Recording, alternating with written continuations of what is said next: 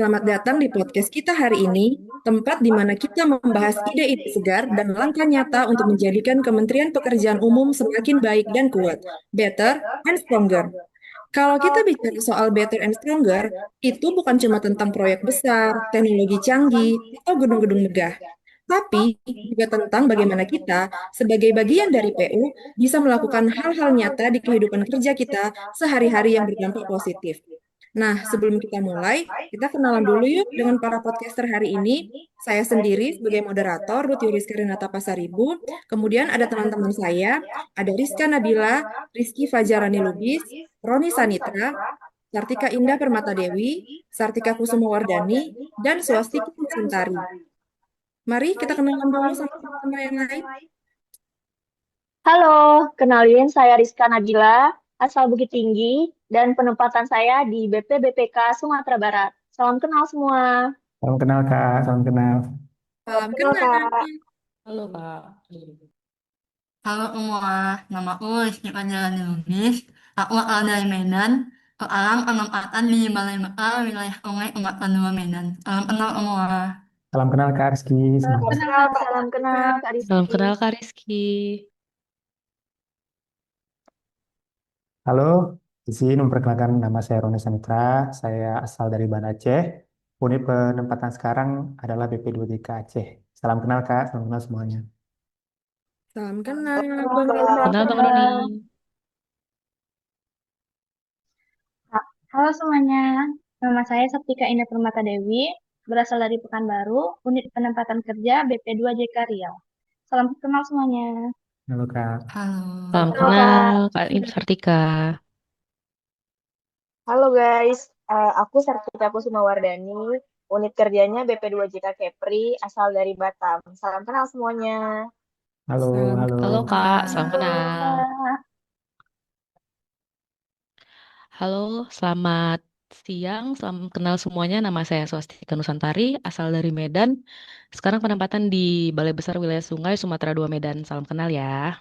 Salam kenal. Salam Salam kenal, kenal. Kak. Kak, Nah, sekarang udah pada kenal kan? Selanjutnya kita simak pendapat masing-masing teman-teman. Gimana sih menurut mereka soal menjadikan Kementerian Pekerjaan Umum better and stronger?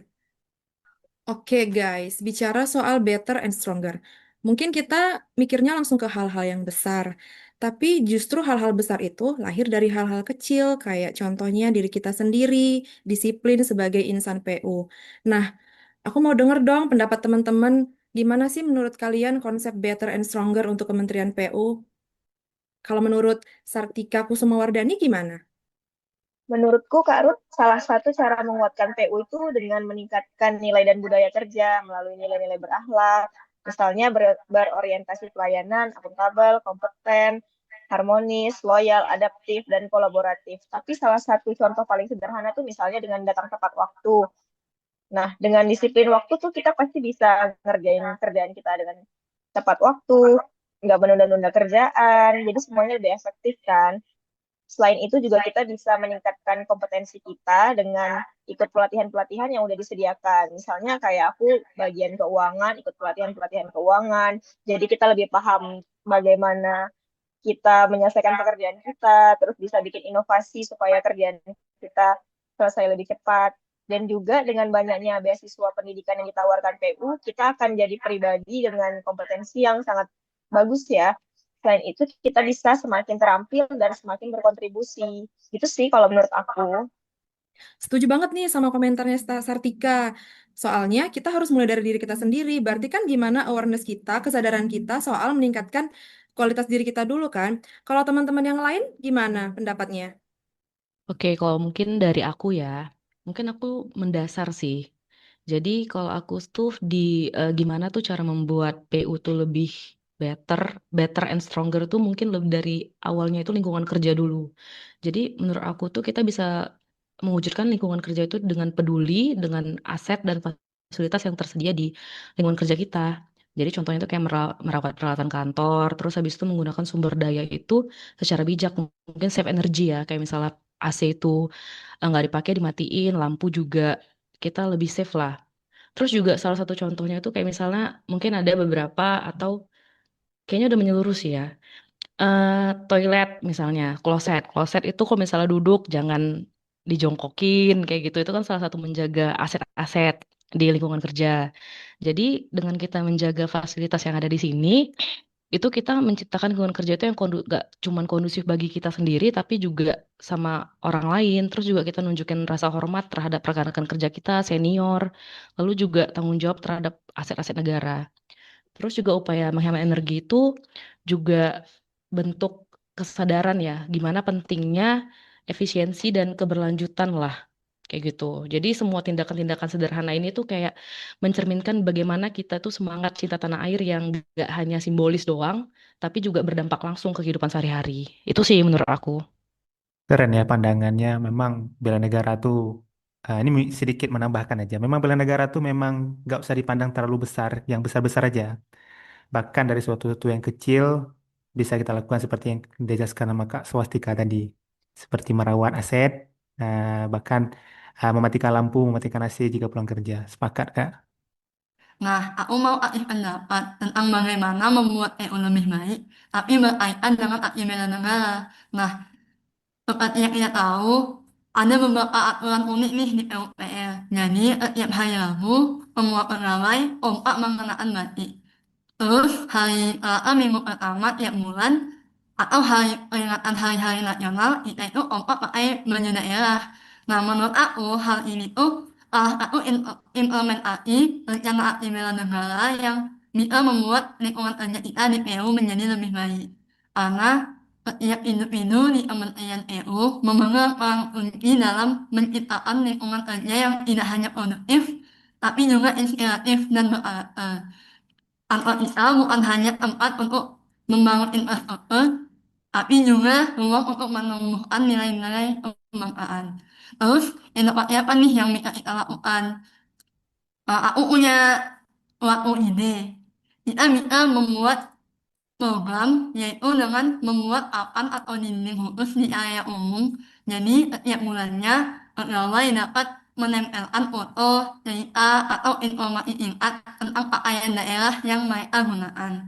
Program ini bisa menumbuhkan kekompakan dan inklusivitas di antara pegawai-pegawai. Mungkin itu aja ide aku. Teman-teman lain mungkin punya pendapat. Menarik banget sih. Tadi aku udah dengar juga kalau misalnya tadi Kak Swastika cerita soal bagaimana membuat PU Better itu dimulai dari fasilitas dan hemat energi, dan kemudian Kak Rizky juga membahas terkait dengan pelestarian budaya lewat batik dan pakaian adat. Mungkin aku juga mau nambahin nih dari sisi lingkungan. Jadi mau cerita sedikit, sejak Juli tahun ini, aku dan teman-teman CPNS di penempatanku itu kita mulai gerakan memilih sampah jadi 4 kategori, yaitu organik, anorganik, kertas, sama residu. Mungkin emang kelihatan sederhana ataupun sepele, tapi dilakukan secara disiplin. Nantinya kebiasaan kebiasaan baik ini akan menular ke aspek kerja lain, misalnya kayak kerapian administrasi, ketelitian dalam laporan, hingga efisiensi penggunaan sumber daya, yang pada akhirnya bisa mendorong peningkatan kinerja dan profesionalisme di PUPR. Karena seperti yang host bilang di awal tadi, bahwa membangun PUPR yang lebih baik itu kan nggak cuma lewat soal proyek-proyek yang gede, proyek-proyek yang besar, dan pembangunan fisik, tapi juga soal membentuk pola pikir kita sebagai pegawai yang sadar akan dampak dari setiap tindakan kita. Nah, itu bisa kita mulai dari hal kecil, misalnya memilih sampah contohnya. Lama-lama itu akan membentuk kebiasaan positif yang mendukung kinerja dan citra PUPR di masyarakat, begitu. Wah, sepakat lah Kak. Secara garis besar memang kita sama-sama paham lah bahwa bela negara itu bukan hanya soal senjata ya. Di zaman sekarang tuh bela negara tuh bisa kita lakukan dalam bentuk dan variasi yang berbeda-beda. Seperti yang kita ketahui ini kan Kemen PU ini kan memiliki nama yang besar. Bahkan kita tertarik memilih di sini. Seperti saya Kak, dulu pernah bekerja sebagai konsultan 2 tahun. Berasa, berapa bangganya saya akhirnya lulus di sini Kak. Ya, namun dengan nama besar itu kondisi geopolitik dan ekonomi kita yang sedang apa namanya efisiensi, kita juga harus menyesuaikan Kak dengan langkah-langkah kecil kita dalam bentuk rencana aksi bela negara. Kita nggak boleh menjadikan efisiensi ini membuat kita malas-malasan Kak. Nah, kita harus tetap bekerja maksimal mendukung program pemerintah. Ya, seperti yang dijelaskan oleh Kak Swastika tadi, langkah-langkah kecil itu bisa kita lakukan dengan cara setiap kita pulang, kita mematikan AC, membersihkan ruangan, menghemat penggunaan kertas. Nah, dengan efisiensi kita juga nggak boleh malas-malasan Kak ya. Jadi kita tetap datang on time. Kalau bisa, kalau jam kerja kita tuh 7.30, kita datang sebelumnya kalau bisa. Pulang juga sesuai lah. Jadi intinya efisiensi itu bukan soal hanya di laporan ya Kak, tapi soal gimana kita kerja lebih baik, lebih jujur, lebih berdampak. Itu juga bagian dari bela negara loh. Kita berkontribusi lewat kerja kita di meja kerja masing-masing untuk Indonesia dan Kementerian PU yang lebih baik. Jadi selain topik efisiensi, saya juga ingin menambahkan bahwasannya dengan nama baik PU yang saat ini yang kita tahu, kita harus saling menjaga ya, terutama di unit kerja saya BP2JK. Seperti sentimennya mungkin masyarakat menganggapnya pengadaan itu sesuatu yang curang lah, negatif. Padahal seperti yang kita ketahui sendiri di PU ini kan sudah banyak sistem, ya. Semua pekerjaan ini kan sudah secara sistem. Itulah dampak positif dari efisiensi. Nah, dengan adanya sistem pengadaan yang terintegrasi seperti si Pasti, IPBJ, si Kompa, Simpan, juga kita di BPDJK ini juga eh, setiap tahun ya, mungkin di balai-balai lain juga menerapkan manajemen risiko. Bahwasannya risiko ini harus kita kendalikan, Kak. Nah, jadi seperti misal risiko kita pada tahap ini berat, mungkin tahun depan kita buat program-program yang bisa mengakibatkan risiko kita jadi sedang bahkan tidak ada. Jadi intinya kita harus sama-sama apa namanya aware lah, sama-sama memberikan cita positif, saling menjelaskan bahwasanya PU ini sistemnya sudah bagus, bekerja jujur, bekerja semangat, bekerja maksimal. Sekian sih dari saya, Kak. Mungkin dari kawan-kawan ada yang menanggapi atau menambahkan insight-nya. Terima kasih. Benar sekali nih Bang, efisiensi itu nggak selamanya buruk kok. Di kantor saya sendiri juga menerapkan sistem digitalisasi, mulai dari surat menyurat, pengajuan perjalanan dinas, hingga laporan kegiatan. Semuanya tuh sudah berbasis elektronik. Tampak Tampaknya ini lebih luar biasa ya. Selain lebih cepat dan rapi, kita juga mengurangi penggunaan kertas secara signifikan. Bayangkan berapa pohon yang bisa kita selamatkan hanya dengan mengurangi cetak mencetak ini ya. Ini menunjukkan bahwa kita mencintai tanah air di era sekarang. Bisa diwujudkan dari hal-hal sederhana. Gak perlu hal heroik kan, dengan peduli pada lingkungan kerja, menjaga fasilitas kantor, dan terbiasa memakai sistem digital yang efisien dan ramah lingkungan. Itu sudah bagian dari bela negara. Salah satu contoh yang paling nyata ya di bagian pengadaan barang dan jasa sekarang, sekarang itu semuanya sudah serba digital, serta lewat sistem LTSE dan yang sistem-sistem lainnya. Semua prosesnya itu sudah terstruktur, bisa dilacak, dan yang paling penting transparan ya. Kita tahu siapa yang mengajukan, kapan diajukannya, berapa nilai anggarannya, dan serta sampai siapa penyedianya.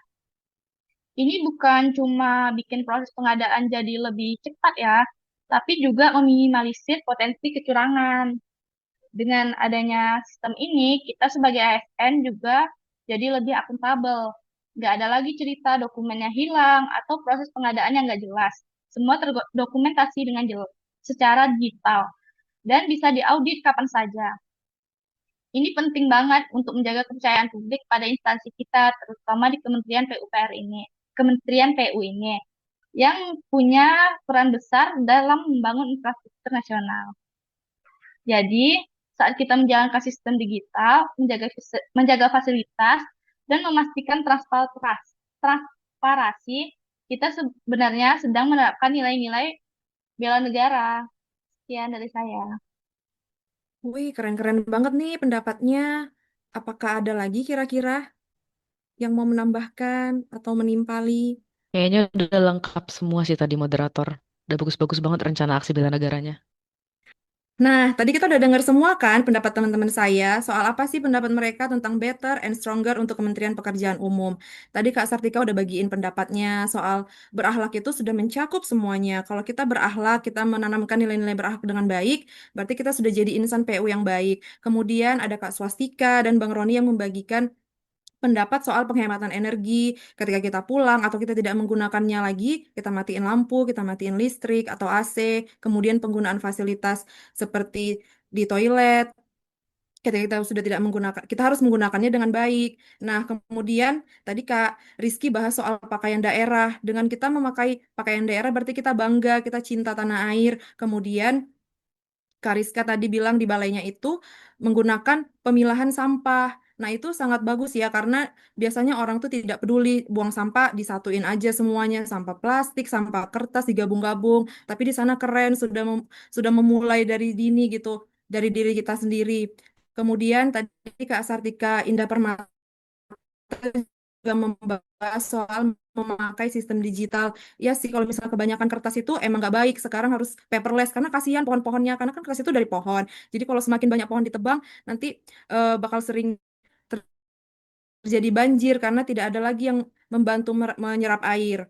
Nah, jadi teman-teman semua, kalau kita bicara soal membuat PU better and stronger, itu nggak harus menunggu instruksi besar dari pimpinan atau perubahan kebijakan nasional. Tidak harus. Tapi kita bisa mulai dari diri kita nih, seperti disiplin, komunikasi yang baik, kemudian kita bekerja dengan secara bertanggung jawab. Dan yang paling penting, kita harus tetap jaga integritas, di mana nama PU ini harus kita jaga dengan baik, dengan segala resiko yang ada, kemudian citra kita terhadap publik yang seringkali menganggap kalau lahan basah nih lahan basah bisa dimainkan nih kayak gitu kan. Sementara tidak seperti itu. Kita harus memberikan contoh, kita harus membuat publik itu melihat kalau sebenarnya Kementerian Pekerjaan Umum ini adalah kementerian yang sangat-sangat berintegritas tinggi.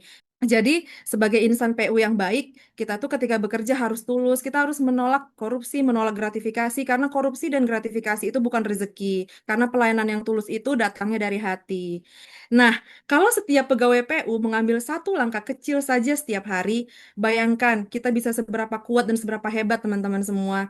Jadi, semuanya itu dimulai dari diri kita sendiri, tidak usah mikir terlalu jauh, tapi mulailah dari diri kita sendiri. Sekian dulu podcast kita hari ini. Tetap semangat membangun negeri, karena PU itu bukan hanya soal infrastruktur, tapi juga tentang membangun kepercayaan dan masa depan Indonesia. Mari teman-teman semua, kita bisa jadi agen dari perubahan. Terima kasih. Sampai jumpa kembali di podcast Terima selanjutnya. Kakak. Terima Ya, kasih, bye. Kak.